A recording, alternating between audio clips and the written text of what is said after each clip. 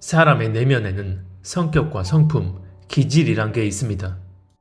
그런데 이런 성격과 성품, 기질 가운데 성격과 기질은 각 개인이 가지고 있는 고유의 특성들입니다. 그래서 사람 가운데 조용한 성격, 활동적인 성격 등등 여러 분류로 나누어서 우리가 이해하고 받아들입니다.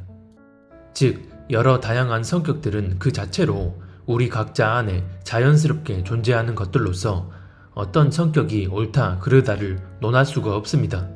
기질적인 부분도 마찬가지입니다. 하지만 성품은 다릅니다. 성품은 성격이나 기질과 달리 옳고 그름의 기준이 명확합니다. 성경은 이런 성품에 대해 말씀하면서 옳고 그름의 기준을 말씀하는데 특히 부정적인 의미의 성품에 대해 이렇게 말씀합니다. 헤스본 왕 시온이 우리가 통과하기를 허락하지 아니하였으니 이는 내 하나님 여호와께서 그를 내 손에 넘기시려고 그의 성품을 완강하게 하셨고. 신명기 2장 30절. 여기서 보면 여호와 하나님께서 성품을 완강하게 하셨다고 말씀합니다. 완강하다는 것은 태도가 모질고 고집이 세다는 의미입니다. 즉, 완강한 성품이라는 것은 그 자체로 옳지 않은 성품임을 말씀하는 것입니다. 그리고 베드로 후서 1장에 보면 이런 말씀이 나옵니다. 이로써 그 보배롭고 지극히 큰 약속을 우리에게 주사 이 약속으로 말미암아 너희가 정욕 때문에 세상에서 썩어질 것을 피하여 신성한 성품에 참여하는 자가 되게 하려 하셨느니라. 베드로 후서 1장 4절. 여기서 신성한 성품이란 말 그대로 신이 가진 성품, 즉 하나님의 성품을 의미합니다. 그리고 이런 하나님의 성품에 참여하는 첫 번째 필수적 과정은 우리가 반드시 예수 그리스도를 영접하여 거듭난 그리스도인이 되어야 합니다. 그렇게 되면 하나님의 성품을 드러내실 수 있는 성령님이 우리 안에 내주하게 되고 우리가 우리 자아를 그분께 내어드리며 그분의 은혜 안에 거하게 될 때 우리를 당신의 성품 안에 참여하도록 인도하십니다.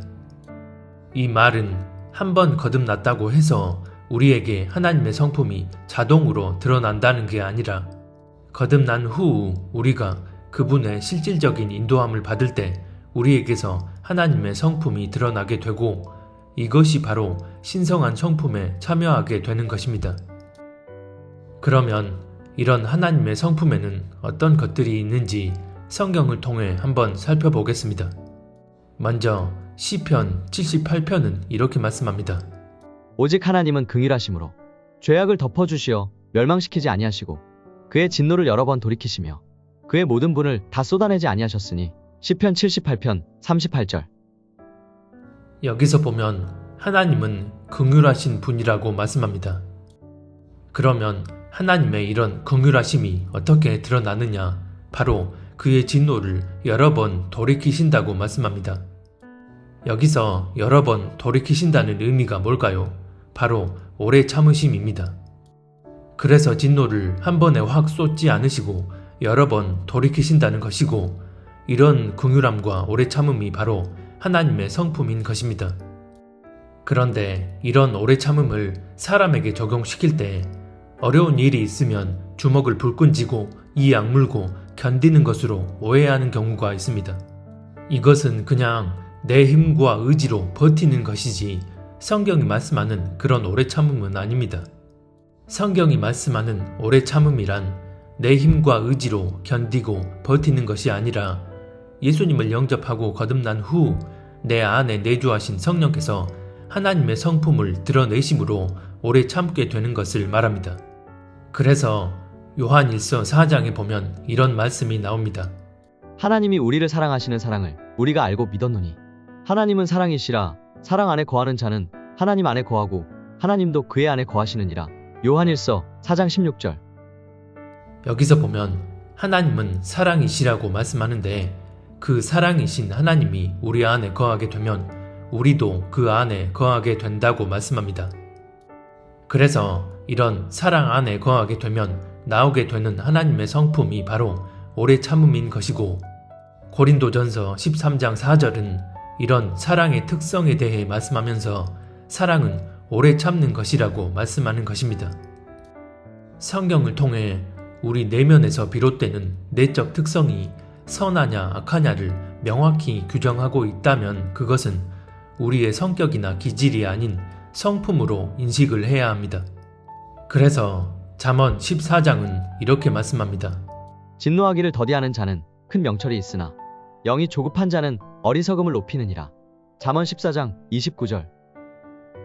여기서 보면 진노하기를 더디하는 자, 즉 오래 참는 자와 영이 조급한 자에 대해 말씀하는데 이 구절을 보면 오래 참음과 조급함에 대한 분명한 대비를 보여줍니다. 여기서 영이 조급하다는 것은 내면의 본질적 주체에 의해 나오는 작용임을 의미합니다. 뒤에서 좀 더 자세히 다루겠지만 조급함은 성격이나 기질이 아닌 성품이고 우리가 반드시 내버려야 할 악한 성품입니다. 반면 오래 참음은 우리가 입어야 할 하나님의 성품 중 하나라는 것입니다. 디모데전서 1장에 보면 이런 말씀이 나옵니다. 그러나 내가 긍휼을 입은 까닭은 예수 그리스도께서 내게 먼저 일체 오래 참으심을 보이사 후에 주를 믿어 영생 얻는 자들에게 본이 되게 하려 하심이라. 디모데전서 1장 16절. 내가 긍휼을 입은 까닭은 예수 그리스도의 오래 참으심 덕분이라고 말씀합니다. 이 구절을 보더라도 오래 참음이 하나님의 성품임을 알 수 있습니다. 그리고 출애굽기 22장에 보면 이런 말씀이 나옵니다. 그가 내게 부르짖으면 내가 들으리니 나는 자비로운 자임이니라. 출애굽기 22장 27절. 여기서 보면 하나님은 자비로운 분이라고 말씀합니다. 다시 말해 하나님의 성품 중 하나가 바로 자비라는 것입니다. 이처럼 시편 78편과 출애굽기 22장에서 말씀하는 긍휼과 오래 참음, 자비는 모두 하나님의 성품입니다. 그리고 마태복음 11장에 보면 이런 말씀이 나옵니다. 나는 마음이 온유하고 겸손하니 나의 멍에를 메고 내게 배우라. 그리하면 너희 마음이 쉼을 얻으리니. 마태복음 11장 29절. 여기서 예수님이 자신을 온유하고 겸손하다고 말씀하시는데 여기서 말씀하는 온유와 겸손도 성품입니다. 즉 하나님이신 예수님께서 자신을 소개하실 때 온유하고 겸손한 성품을 지니고 있다고 말씀하시는 것입니다. 이처럼 긍휼과 자비, 겸손과 온유, 오래 참음은 모두 성경이 말씀하는 대표적인 하나님의 성품들입니다. 그렇기 때문에 베드로 후서 1장 4절에서 우리가 신의 성품에 참여하는 자가 된다는 것은 우리 역시 그 성품을 따라 살게 된다는 것입니다. 이에 대해 골로새서 3장은 이렇게 말씀합니다. 그러므로 너희는 하나님이 택하사 거룩하고 사랑받는 자처럼 긍휼과 자비와 겸손과 온유와 오래 참음을 옷 입고. 골로새서 3장 12절. 이 구절을 보면 앞서 살펴본 하나님의 성품들이 그대로 나오는데 하나님께 택함을 받고 예수 그리스도를 구주로 영접하여 거듭난 자라면 하나님의 성품인 긍휼, 자비, 겸손, 온유, 오래 참음이 우리 안에 심겨지고 적용되므로 반드시 이런 성품으로 살아가야 된다는 것입니다. 그래서 마지막에 보면 우리가 그런 성품들로 옷 입는다고 말씀합니다. 그런 성품들로 우리가 더 씌워지게 된다는 것인데 그런 성품들은 바로 하나님의 성품이기 때문에 예수 그리스도로 옷 입게 된다는 의미입니다. 오직 주 예수 그리스도로 옷 입고 정욕을 위하여 육신의 일을 도모하지 말라. 로마서 13장 14절. 즉 예수 그리스도로 옷 입는다는 것은 하나님의 성품으로 옷 입게 되는 것이기 때문에 이렇게 되면 내 욕구를 따라 육신의 일을 추구하며 살지 않게 되는 것입니다. 우리가 주님과 동행하는 삶을 살 때 나타나는 현상이 바로 이런 하나님의 성품을 옷 입음으로 그런 성품이 드러나는 삶을 살게 된다는 것입니다. 그래서 성품은 성격이나 기질과 달리 나쁜 것은 철저히 걸러내고 옳은 것으로 우리 안에 심겨져야 하는 내적 요소들입니다. 그런데 종종 성격 또는 기질과 이런 성품을 헷갈려서 잘못 이해하는 경우가 있습니다. 우리가 보통 누군가에 대해 말할 때 저 사람은 다혈질이야 라는 말을 하고 그래서 화를 내거나 할 때 혈기를 부린다 라는 말을 사용합니다. 그런데 여기서 말하는 다혈질, 혈기 부린다는 말은 그 사람의 성품이 아닌 성격이나 기질을 의미합니다. 예를 들어 온유한 성품을 가진 사람인데 특정한 상황에서 화를 냈다고 가정해 보겠습니다.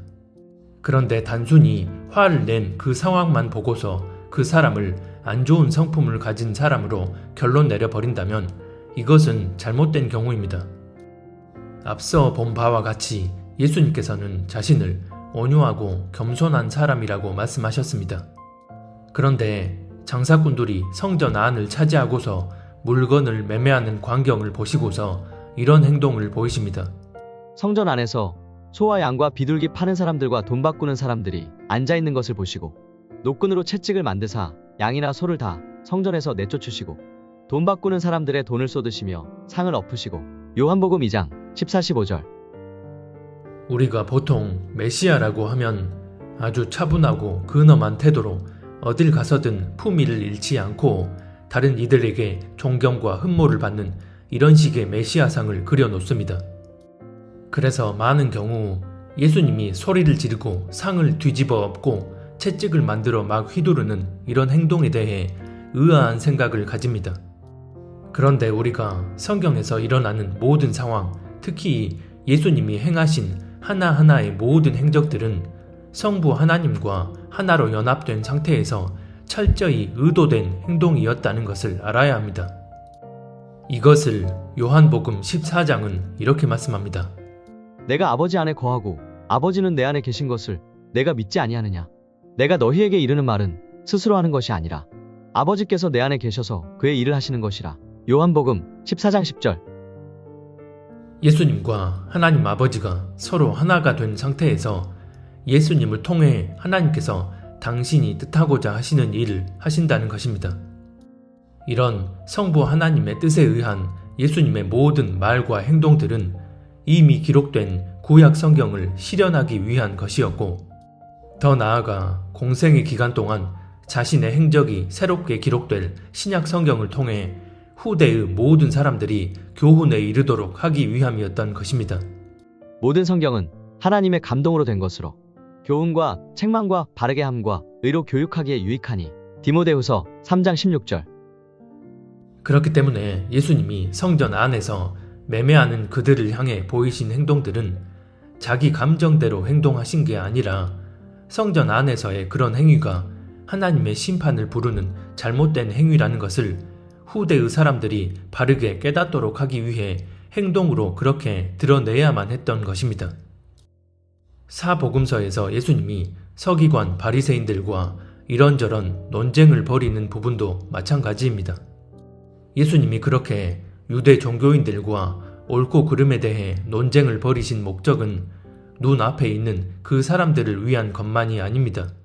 그 상황에서 예수님이 하시는 말들과 서기관 바리새인들이 하는 말들이 신약 성경에 낱낱이 기록되어지므로 훗날 성경을 보는 모든 사람들에게 어떤 교훈과 책망과 바르게 하는 의미로 전해지게 될지를 알고서 그렇게 행동하신 것입니다.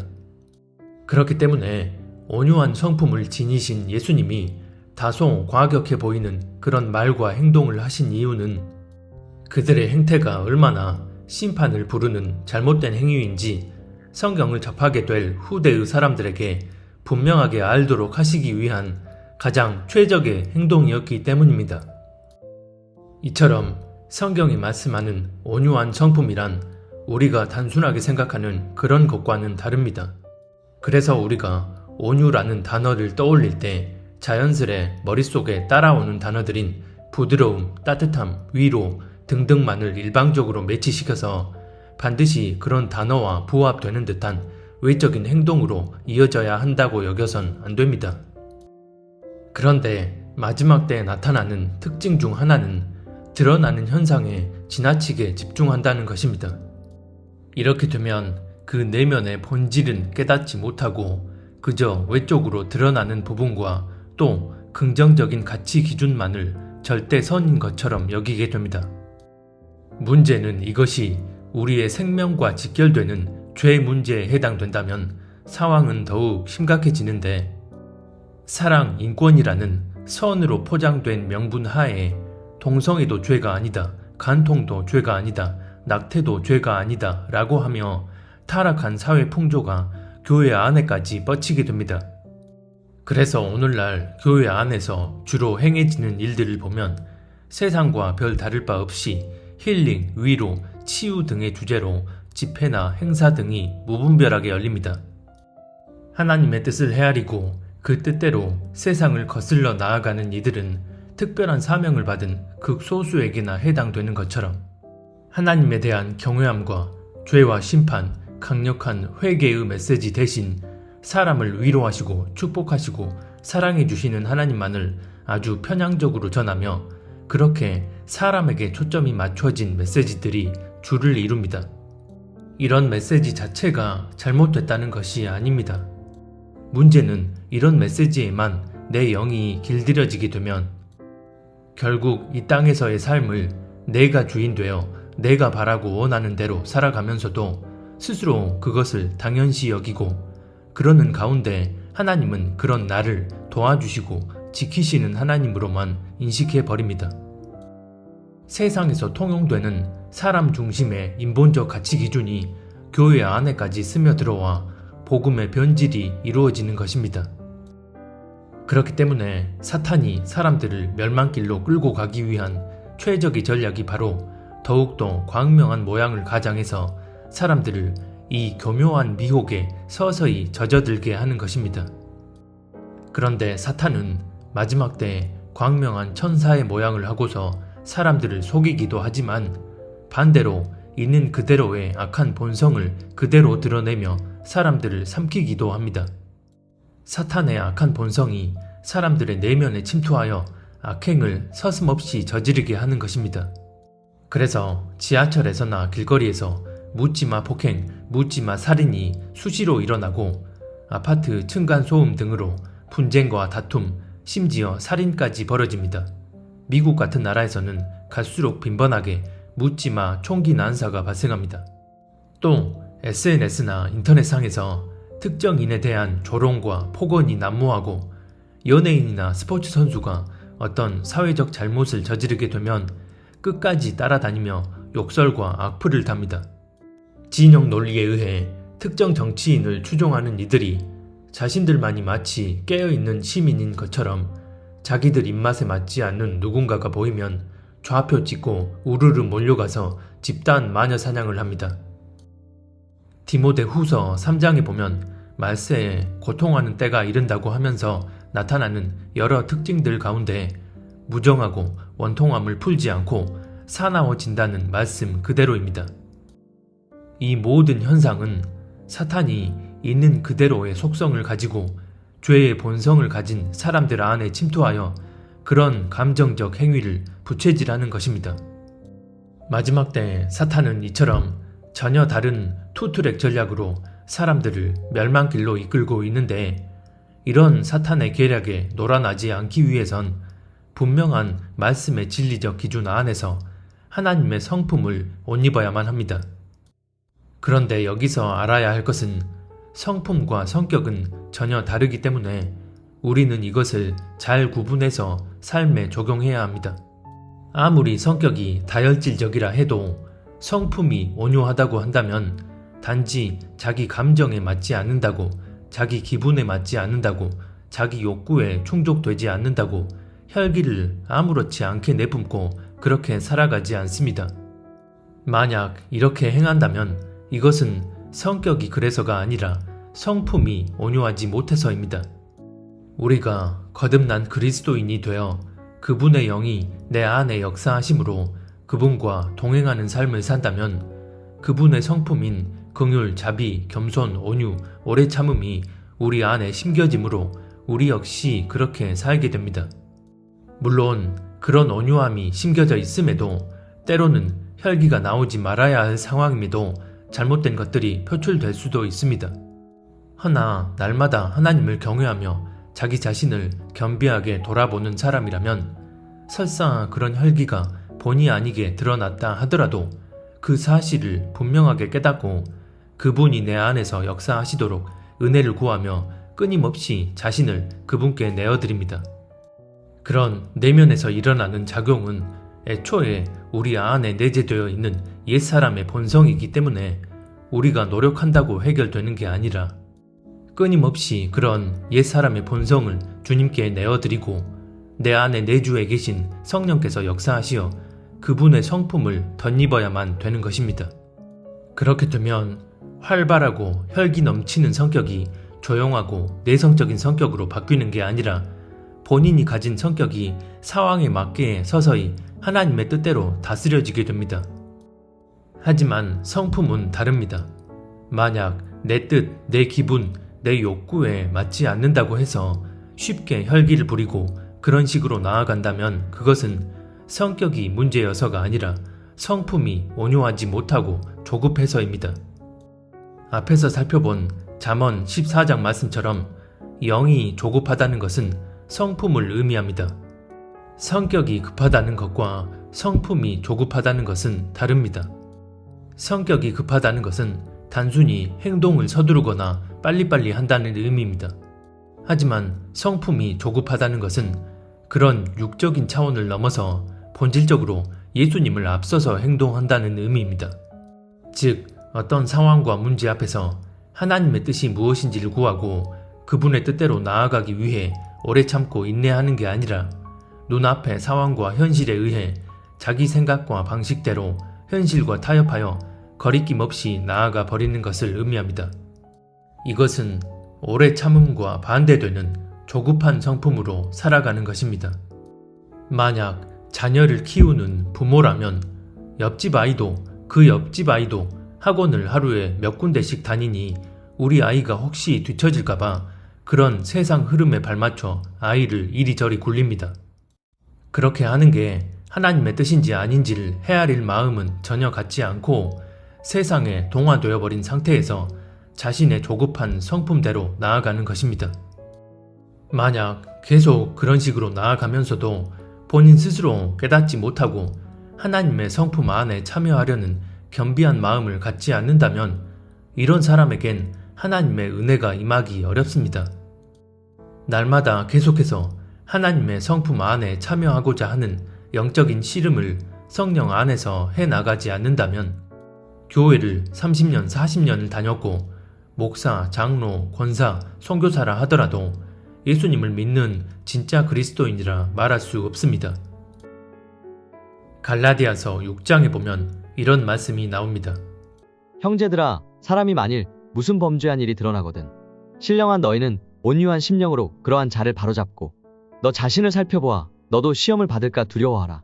갈라디아서 6장 1절. 이 구절은 특히 부모가 자녀를 교육하는 상황에 분명하게 적용해 볼 수 있습니다. 자녀가 어떤 잘못을 저질렀을 때 하나님을 경외하고 사랑하는 부모라면 반드시 온유한 성품으로 바로잡아야 합니다.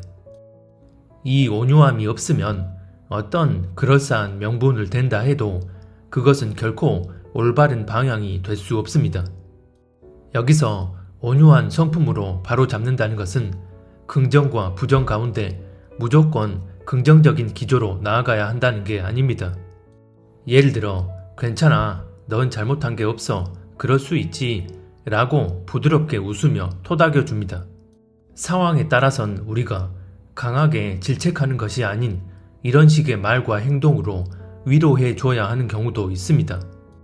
허나 큰 잘못을 저지르고도 그게 왜 잘못인지를 전혀 인지하지 못하고 있는 상황이라면 그게 왜 잘못이었는지를 분명하게 깨닫게 해줌으로써 바로 잡아야 합니다. 여기서 잘못이란 세상이 옳다 여기고 당연하게 여기는 가치 기준에 의한 행동을 말하는 게 아닙니다. 예를 들어 아이가 영어 학원을 빼먹고 청소년 찬양 집회에 참석했는데 그걸 가지고 다른 애들은 열심히 학원 다니며 공부하는데 넌 쟤들에게 뒤처지려고 학원 안 가고 거길 갔느냐고 질책합니다. 스스로 하나님을 믿는다는 부모라면서 이런 모습을 보인다는 것은 한번 거듭난 체험이 있든 없든 그냥 무늬만 그리스도인이라고 봐야 합니다. 허나 이런 경우가 아니라 말씀 안에서 하나님의 뜻에 어긋나는 분명한 잘못을 저지르게 되었다면 왜 그것이 하나님 안에서 잘못된 것인지를 바르게 인식할 수 있도록 인도해 줘야 하는 것입니다. 예를 들어 친구의 물건을 강제로 빼앗고 때리며 괴롭히는 것을 알게 되었다면 부모는 아주 분명하게 이런 자녀에 대해 따끔하게 훈육을 해서 바로 잡아야 합니다. 그런데 오늘날 이런 부모들 가운데 상당수는 자기 아이는 가해자가 아니라 주장하거나 오히려 피해자에게 문제가 있다는 식의 적반하장격 태도를 보입니다. 마지막 사사시대 당시 엘리 제사장의 두 아들 홈니와 비느하스가 망나니 같은 행태를 보이며 하나님 앞에 큰 죄악을 저지릅니다. 그런데 이런 상황에서 엘리 제사장은 너희 그러면 안 돼 라고 하며 부드러운 말로 타이르는 수준에 머물렀습니다. 자기 아들들이 벌인 짓이 하나님 앞에 얼마나 가증한 죄악인지를 알고 있었다면 어떻게 해서든 그 악행을 바로잡기 위해 힘썼을 텐데 그리하지 않았다는 것은 엘리의 중심은 하나님보다 자신의 아들들이 우상이 되어 있었다는 것입니다. 이 부분에 대해 엘리 제사장은 하나님의 경고의 메시지를 듣고도 자기 마음을 돌이키지도 자기 아들들의 잘못을 바로잡으려 하지도 않았습니다. 결국 그로 인해 그 아들들은 말할 것도 없고 바로잡지 못한 책임이 있는 엘리 본인도 비참한 죽음을 맞이하게 됩니다. 이것은 이 시대를 사는 크리스천 부모들에게도 큰 교훈이 됩니다. 아이를 교육하는 데 있어서 편중된 방식을 고집해서는 안 되는 이유는 그 자녀가 가진 성격, 기질, 성향, 그리고 살아가는 생활 환경 등이 모두 다르기 때문입니다. 즉, 우리가 사는 이 현실 영역과 한 인간이 가지고 있는 내면의 갖가지 요소들은 너무나 변수가 다분한 상황을 불러올 수밖에 없다는 것입니다. 그렇기 때문에 어떤 상황과 문제를 마주하더라도 늘 지나치게 편중된 교육 방식만 고수하게 되면 어떤 아이는 별 문제 없이 지나갈 수도 있지만 어떤 아이는 오히려 그런 방식이 누룩처럼 적용되어 더 잘못된 결과를 초래하게 될 수 있습니다. 그래서 부모가 자녀를 평소엔 다정하게 대해주다가 자녀가 어떤 잘못을 저질렀는데 그에 대한 인식을 바로 하지 못하고 있다면 엄중한 태도로 가르쳐야 합니다. 외적인 방식이 부드럽지 않다고 해서 성품이 온유하지 않은 게 결코 아닙니다. 오히려 그렇게 행동하는 것만이 잘못을 깨닫고 돌이키게 할 수 있는 유일한 행동임을 아는 것은 온유한 성품을 가진 자만이 알 수 있는 것입니다. 그 온유함에는 좌로나 우로나 치우치지 않는 지혜로운 판단력이 반드시 함유되어 있기 때문입니다. 잠언서에 보면 이런 말씀이 나옵니다. 아이를 바로잡는 것을 금하지 말라. 내가 그를 회초리로 때릴지라도 그가 죽지 아니하리라. 너는 그를 회초리로 때려서 그의 혼을 지옥에서 건질지니라. 잠언 23장 13, 14절. 성경이 말씀하는 회초리는 자녀를 바르게 교육하기 위한 가장 대표적인 훈육 방식 중 하나입니다. 여기서 보면 회초리를 통한 체벌을 해야 그를 지옥에서 건질 수 있다고 말씀합니다. 아이가 어떤 잘못을 저질렀을 때 반드시 이렇게 하는 것만이 아이를 바로잡을 수 있는 상황이라는 것입니다. 이것은 마치 온유한 성품을 가진 예수님께서 성전 안에서 그런 행동을 하실 수밖에 없었던 그 상황을 떠올리게 됩니다. 허나 요즘 시대엔 자녀의 몸에 어떤 식으로든 벌을 가하는 것 자체를 악마화 해버렸기 때문에 쉽지 않습니다. 선생님이 학생을 체벌하는 것도 마찬가지입니다. 어쨌든 온유한 성품으로 아이를 훈육하는 경우에는 체벌 또한 얼마든 행해질 수 있다고 성경은 말씀합니다. 그리고 이것은 하나님 아버지께서 당신의 자녀들인 우리를 대하는 방식과 같습니다. 그래서 신명기 8장은 이렇게 말씀합니다. 너는 사람이 그 아들을 징계함 같이 내 하나님 여호와께서 너를 징계하시는 줄 마음에 생각하고. 신명기 8장 5절. 이미 잠언서에서 확인했듯이 사람이 자녀를 징계하는 방식에는 체벌도 포함되어 있습니다. 그리고 이런 방식은 하나님이 우리를 징계하시는 방식입니다. 우리가 잘못된 길로 나아가면서도 깨닫지 못할 때 하나님은 그런 우리에게 징계를 내리심으로 우리가 회개하며 돌이키도록 하시는 것입니다. 사무엘하 7장이 이를 분명하게 말씀합니다. 나는 그의 아버지가 되고 그는 나의 아들이 될 것이다. 그가 죄를 지으면 사람들이 저희 자식을 매로 때리거나 채찍으로 치듯이 나도 그를 징계하겠다. 사무엘하 7장 14절. 이처럼 성경은 아주 분명하게 체벌을 자녀를 훈육하는 한 방식으로 규정하고 있고, 이런 방식은 하나님이 우리를 바른 길로 인도하시기 위한 또 다른 방식이라는 것입니다. 그래서 우리는 세상 전문가의 말을 따르는 게 아니라 기록된 하나님의 말씀을 절대 교본이자 지침으로 삼아야 합니다. 물론 이런 방식은 어디까지나 부모가 온유한 성품을 가지고 있다는 전제 하에서입니다. 그래서 갈라디아서 6장 1절은 범죄한 일이 있을 때 온유한 심령으로 바로 잡으라고 말씀하는 것입니다. 예전에 한 유명 인사가 어릴 적 독실한 크리스천인 자기 어머니에게 어떻게 교육받았는지를 회고하면서 자신이 큰 잘못을 저질렀을 때 무엇이 잘못됐는지를 바로잡기 위해 바지를 걷어 올리고 회초리로 때리고서 시간이 지나 체벌을 받은 부위에 정성스레 약을 발라주고 왜 네가 한 행동이 잘못된 행동이었고 엄마가 매를 둘 수밖에 없었는지를 얘기해 주었다는 간증을 들은 기억이 있습니다. 이것은 온유한 성품을 가진 부모가 아이를 바르게 훈육하는 방식이고, 온유하신 하나님께서 우리에게 징계를 내리시고 우리가 돌이켰을 때 우리를 품어주시는 방식입니다. 그런데 문제는 그런 온유한 성품은 갖추지 못한 채 자기 성격 그대로 감정만 앞세우는 사람이 부모라면 온갖 욕설과 폭언, 심지어는 폭력도 서슴지 않습니다. 자녀가 어떤 잘못을 저질렀더라도 자기 감정만 앞세우기 때문에 표면적으론 잘못을 바로 잡는다는 명목을 갖다 붙인다 해도 욕설과 폭언을 서슴지 않고 뺨을 후려갈기고 발길질을 해댑니다. 청소년들이 잘못된 길로 빠지는 경우 대부분 이런 어긋난 가정 환경에서 비롯됩니다. 그런데 안타깝게도 목사, 장로, 집사, 선교사라는 타이틀을 달고 하나님의 사역을 한다는 이들 가운데도 가정에서 이렇게 행동하는 경우가 심심치 않습니다. 다시 말씀드리지만 이것은 성격의 문제가 아닌 성품의 문제입니다. 그리스도인이라면 언제나 자기 자신의 내면을 겸비하게 돌아봄으로써 내 중심의 온전함 여부와 직결되는 성품이 반드시 하나님의 성품으로 채워져야만 합니다. 혹여나 자신을 돌아봤을 때 내 입맛에 맞지 않는다고 해서 아무렇지 않게 짜증이나 분노 등 격정적인 감정이 쉽게 분출된다면 우리는 성격을 개조하려 하는 게 아니라 내 성품이 하나님의 성품으로 바뀌도록 그분 앞에 나아가 간절히 은혜를 구해야만 합니다. 더 나아가 시기, 질투, 우울함, 서운함 같은 것도 마찬가지입니다. 이 모든 것들은 자비, 긍휼, 온유, 겸손, 오래 참음이라는 하나님의 성품에 참여하지 못하고 있을 때 나타나는 옛사람의 성품들입니다. 그래서 성격과 달리 성품은 반드시 우리가 옳고 그름의 정의를 분명히 내려서 하나님의 성품에 참여할 수 있어야 합니다.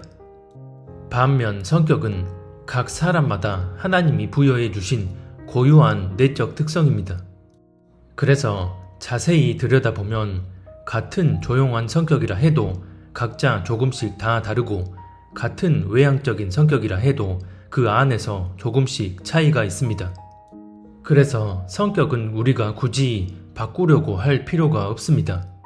만약 성격을 바꿔야 하는 거라면 하나님께서 그 사람의 성격을 바꿔서 사용하시기 위한 목적인 것이고, 이렇게 되면 하나님께서 강권적으로 역사하셔서 그 사람의 성격을 바꾸십니다. 하지만 대부분은 각자에게 주어진 그 성격을 그대로 사용하십니다. 하나님께서 사람을 하나의 인격체로 존중해 주심으로 창조하신 그대로 우리 각자와 동행하시는 것입니다. 이처럼 성격과 성품을 제대로 구분하지 못하면 하나님이 역사하시는 섭리의 스펙트럼을 바르게 헤아리지 못하게 되고, 이렇게 되면 자기 생각과 감정대로 나아가 버리게 됩니다. 저 사람은 성격이 활발해서 사람들과 잘 어울리고 교제하며 하나님의 일에도 열심인데 자신은 그렇지 못한 것 같아서 낙심하고 우울해하거나, 반대로 자신은 성격이 급하고 혈기가 넘치는데 저 사람은 매사에 차분하고 신중하게 행동하는 것 같아서 부러워합니다. 이처럼 우리가 자신을 돌아볼 때 내면의 어떤 본질적인 부분을 돌아봐야 하는지에 대해 포커스가 정확히 맞춰져 있지 않으면 정작 돌아봐야 할 것은 돌아보지 못한 채 영적 에너지만 낭비하게 됩니다. 우리가 포커스를 맞춰야 하는 부분은 내 성격이 어떠한지가 아니라 내가 하나님과 온전히 동행함으로 그분의 성품 안에 참여하고 있는지입니다. 우리가 그분의 성품 안에 거하고 있다면 하나님은 내 차분하고 조용한 성격 안에서도 당신의 일을 당신 뜻대로 행하시는데, 예를 들어 담대히 나아가야 할 상황에선 성령께서 그렇게 인도해 주십니다. 반대로 혈기 있고 에너지 넘치는 성격이라면 그 성격 안에서도 당신 뜻대로 일을 행하시는데, 예를 들어 차분하고 신중하게 나아가야 할 상황에선 그렇게 나아가도록 인도해 주십니다. 그래서 우리는 내 중심에 온전함 여부와 직결되어 있는 성품을 돌아봐야 하고, 성경이 부정한 의미로 규정한 성품들은 우리 안에 담지 않도록 해야 합니다. 대표적으로 초반에 살펴본 완강한 성품입니다. 이 완강한 성품은 하나님의 마음과 뜻이 아닌 내 뜻을 고집하며 멸망길로 나아가게 만드는 치명적인 성품입니다. 또한 온유하지 못하고 고약한 성품, 자비와 긍휼이 없이 인색하고 이기적인 성품, 겸손하지 못하고 교만한 성품, 오래 참지 못하고 조급해하는 성품, 이 모든 성품들은 우리가 반드시 우리 내면에서 빼내고 제거해야 할 것들입니다. 그리고 이런 나쁜 것들을 제거하고 하나님의 성품 안에 참여하는 일은 우리의 힘과 노력으로 되는 게 아니라 전적인 주님의 은혜 안에서 이루어지는 것입니다.